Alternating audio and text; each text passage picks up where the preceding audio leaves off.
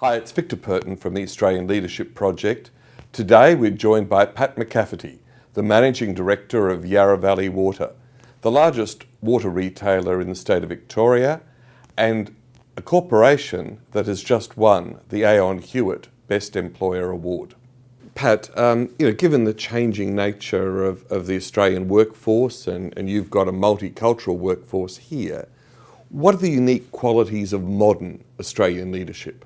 Yeah, thanks, Victor. I think probably the most obvious thing about Australian leadership that's unique is that there's a natural style. And as a society, I guess we're less into formality and hierarchy, and I think that's a great thing. And Australians sort of certainly recognise that you can't get respect just because of a formal title. You earn respect because of what you achieve and how you've gone about it, how you've achieved as well, being just as important. And I think that's a great thing about Australian leadership. And the other thing I'd probably observe is that we tend to take our work seriously, but not ourselves, which sort of, they go hand in hand with that natural style.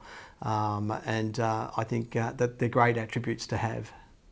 We've got a society in which there are many conflicting demands and there's sometimes a sense of dissatisfaction in public opinion polling and the like. What do you think Australians want of their leaders today? I think the first thing that Australians are always looking for is authenticity, and Australians have a great radar for inauthentic behaviours or leadership. They're also looking for wanting to understand what you stand for. So they expect their leaders to stand for something and to be consistent with that. So I guess we're past the days of competent managers rising through leadership ranks.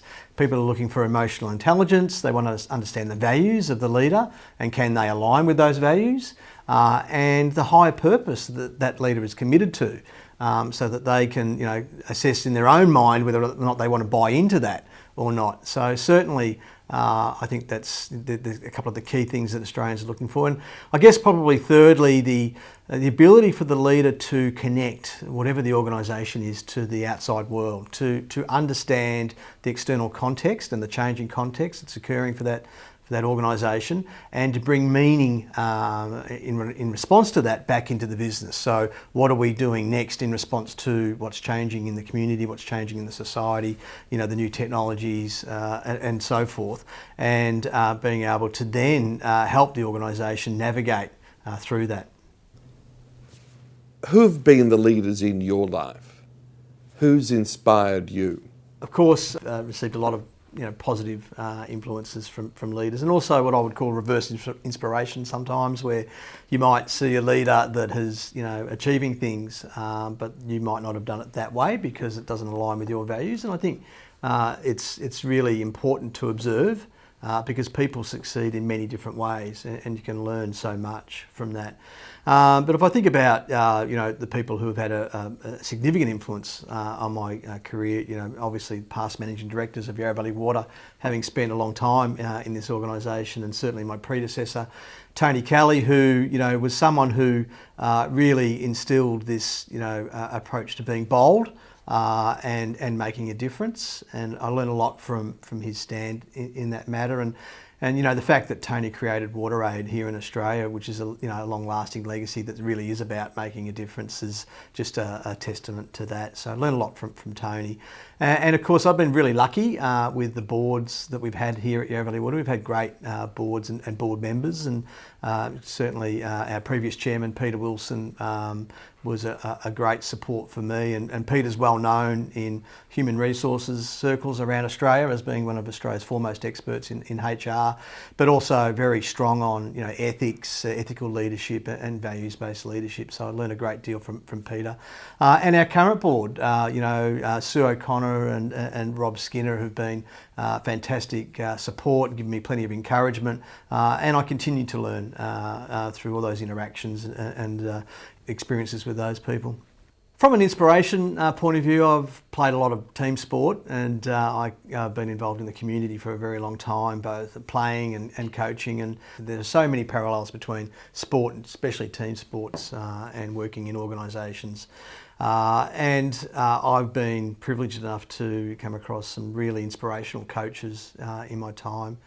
And, you know, the thing that has always stood out about those people is not just that, you know, obviously they're trying to get team success, but they go much broader than that. And, you know, they teach you life skills. And it's not necessarily for them, you know, winning or losing. It's about being the best that you can be. And you can apply so many of the tenets that they taught me through sport into just living your life to the best you can. So that's been probably a big source of inspiration for me.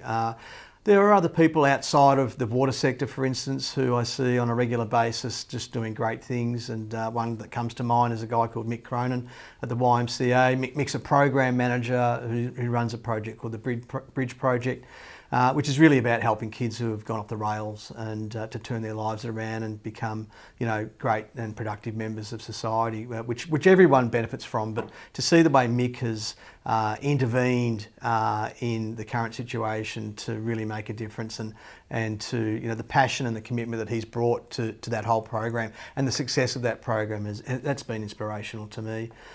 And then finally, probably from a more management theory sort of point of view, there's a chap by the name of Peter Drucker. Most people would be familiar with Peter Drucker.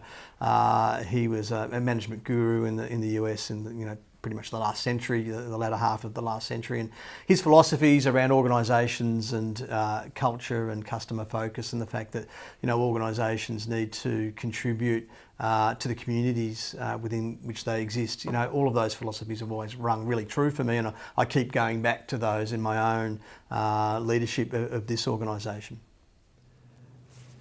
I think in the water sector, which you've now spent a lot of time in leadership in, there's never been a greater set of demands on its leaders. The responsibilities of climate change, sustainability, thriving communities, rapidly changing technology, contested regulatory environments. What is it like to be a leader in the water sector today? And what do we need of the upcoming generation of leaders in the water sector?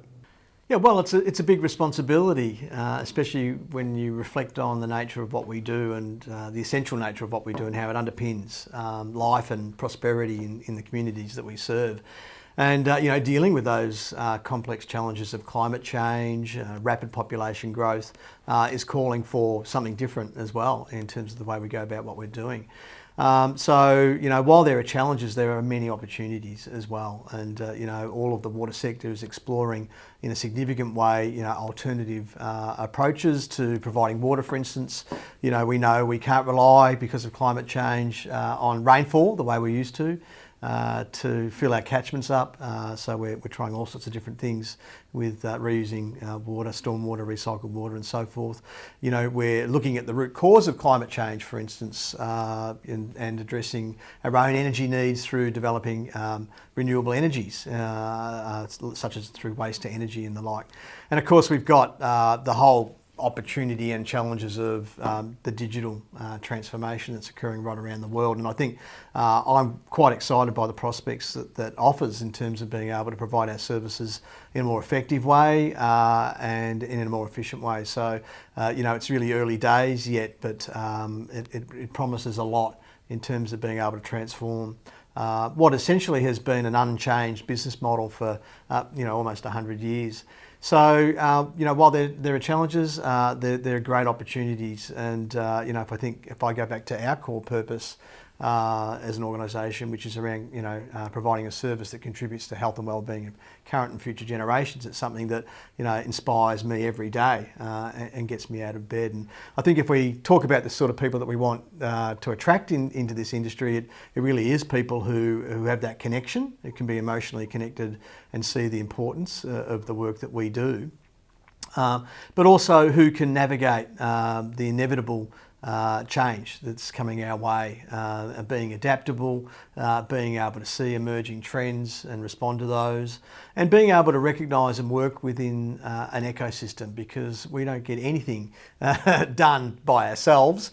We rely on so many others to achieve what we need to achieve, and so collaboration is a really important attribute for any future leader in our sector.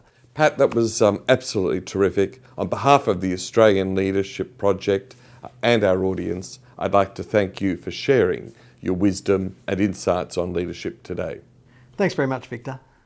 Well, a big thank you to Pat McCafferty and his team at Yarra Valley Water. If you'd like to read more of our interviews or to share your own views on Australian leadership, go to our website at www.australianleadership.com. Thank you for joining us and have a great day.